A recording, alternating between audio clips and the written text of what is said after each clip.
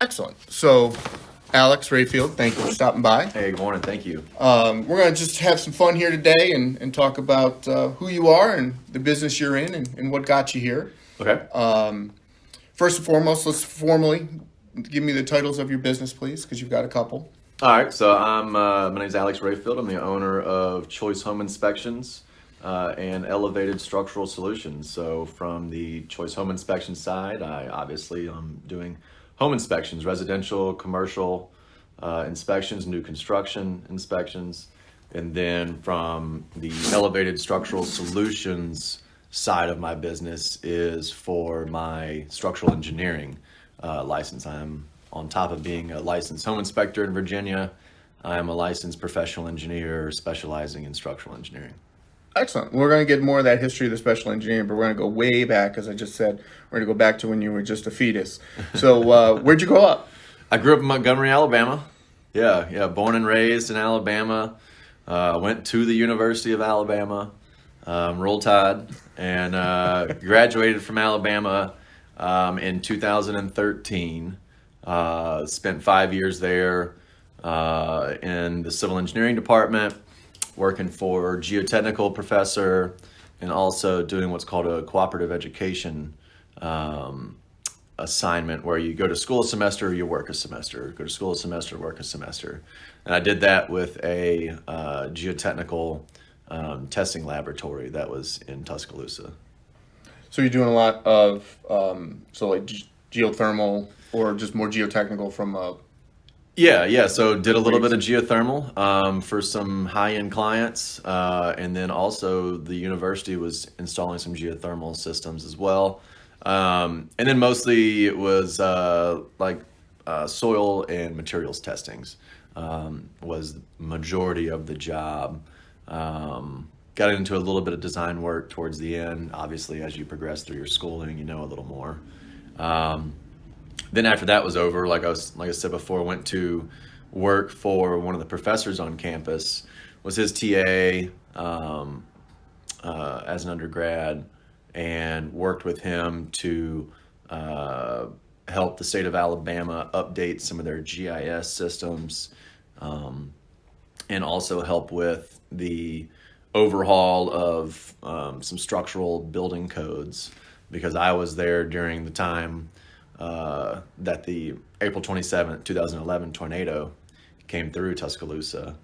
And then 2 weeks after that was the Joplin, Missouri tornado. And so we were sent out to get data points on how we can improve things. And over the course of the next year, came up with some ways to change building codes and institute new things that have to be built for public spaces and or certain types of developments, like if a mobile home park was being put in and you have to put in a storm shelter, things like that. Same with parks and schools and all that good stuff.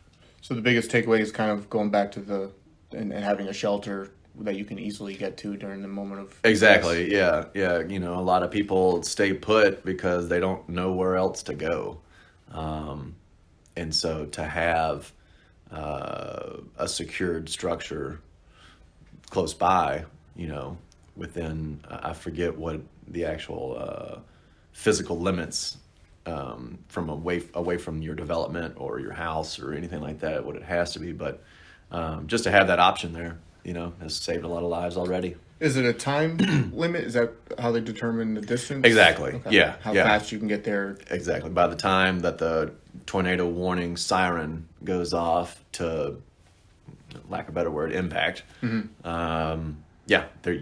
only a certain distance that you can go, and a certain amount of people and all those things go into it. Okay. What'd your parents do for work? So my mom was a medical transcriptionist. She did that. She's done that my entire life. Always worked in the healthcare system, working for general physicians and family doctors and things like that. And then my dad started as a welder at a palletizing plant. So you take a wood pallet and he builds the machines that stack product, wrap the product, and then allow it to be shipped. So he started as a welder and floor sweeper and ended up becoming the shop manager, and did really well for himself for sure. Great. Yeah. Any brothers or sisters? I have a brother and I have a stepsister. Brother is 5 years older than me. He manages a scrapyard in Alabama, one of the largest scrapyards in the Southeast. And then my stepsister is a nurse. She just got her master's degree, is going for her, I believe now going for her doctorate of nursing. Very smart, very motivated. And she has been a cancer center nurse for probably the past 7 years, 7 years. Is she still in Alabama? She is, yeah. Everybody's still in Alabama. I'm the black sheep there. So what brought you to Virginia? A job, yeah. After graduating from Alabama, I moved to Houston, Texas. Stayed there for a few years. Was working for a large international company, doing a lot of water resources engineering, working with the bayous down there in Houston, water treatment plants, wastewater treatment plants, things like that. Was given the opportunity to transfer to Roanoke, Virginia, into the structural engineering office, which is exactly what I wanted to do. I always wanted to do vertical structures. So I was given that opportunity and took the chance, moved to Roanoke, was there for about 3 years, and then just happened to, you meet people in some of the funniest circumstances or oddest ways, and met a guy while drinking a beer one night, and he happened to be the vice president of one of the arms of the company that I was working for out of the DC area. So he asked me to come work for him, and I transferred up to DC and worked there for a couple of years, and then just sort of got burnt out on DC, as a lot of people do. And so I moved back to Central Virginia, to Orange County and in the Charlottesville area.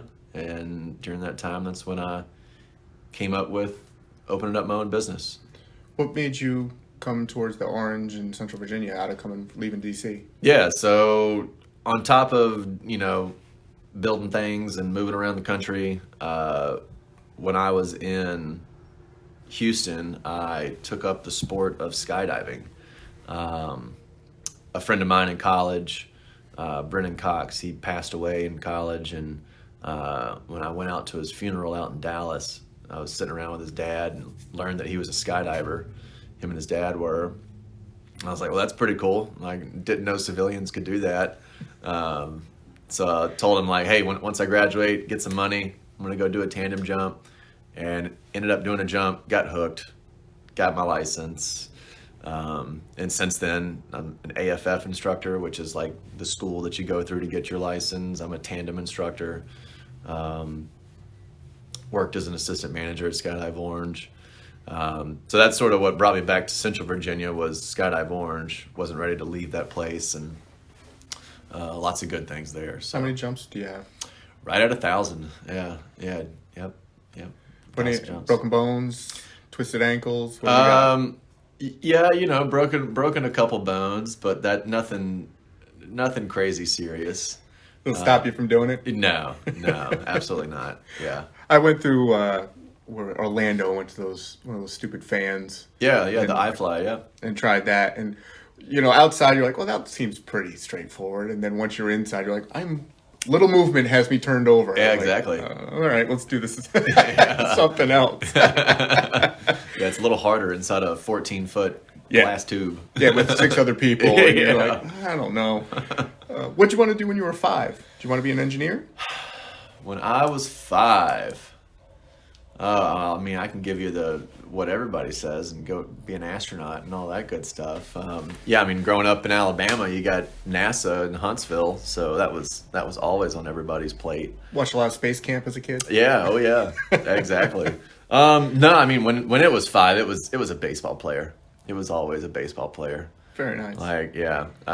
Apparently, I was hitting balls at the age of 2, out in the backyard, and always throwing the ball around and doing that, and played for, like 18 years. Do you have so who's your favorite team? Oh, the Braves. I wasn't sure if we're going to be Braves or go over to Houston. No, yeah. Yeah, which is very, very fun to watch this World Series. It was, I was, people were like, oh, you're a little torn. I'm like, absolutely not. No, it's Braves all the way. Absolutely. What was your position? Played third and pitcher. Okay. Yeah. So you could bring the heat? Yep. All right. Yep. Snap off a good curveball? Exactly, yeah. Oh, yeah. Did it help you get into school, or just the discipline of sport? Just the discipline, really. When I was in 10th grade, I was at one high school that was very good at baseball, not so good at school. And I, just got lucky in the fact that high school was always pretty easy for me when it came to the actual schooling part. Mm-hmm. So, going to that school was very easy for me. So I got to dedicate a lot of time to baseball. But once I got to that 10th grade age and started looking towards the future, I realized that going to this school for baseball, if I'm not already being looked at, then I'm not going to continue past high school at the level that I want to continue. So I made the decision to remove myself from that private school and go to a public magnet school that focused on academics. It was an academic magnet school. And gave that up. Still played, but gave up the real ambition of taking it to the next level. Gotcha. But just focused on the school that then got me a full ride to Alabama. So it worked out. It worked for out. Sure. Yeah. For sure. What's your favorite book? Ooh, favorite book. Right? The Heart of Darkness is a great book by Joseph Conrad. The Most Dangerous Game is a great one. I hope I'm saying that right. And then one that always stuck around from like younger, because it's you can read it in elementary school, but it's called The Westing Game. It's a mystery book. I was a choose your own adventure guy. Yeah. Okay. Book report needed to be done. Choose your own adventure. Yeah. And then some of the classics, like I've read all the Sherlock Holmes probably 3 or 4 times. Lord of the Rings, Harry Potter, all that good kind of stuff. Nowadays, it's all history and biographies. Or nonfiction. Yeah, way more nonfiction. Yeah. I find myself almost exclusively doing nonfiction reading. Yeah. If I can get 4 fiction books a year, it's an amazing thing. Yeah. It just seems to work that way. Yep. Yeah. So I understand. If you won the Powerball for 400 large, what would you do with the money? Oh man. I would get my private pilot's license. I would buy a very nice plane, and then travel that thing around the world. Would you continue to work? Oh yeah. Yeah, I mean, you got to. Yeah, you can't just... I wouldn't be able to just cut it off because I would get bored. I wasn't sure if jumping out of the plane that you thought would be the job.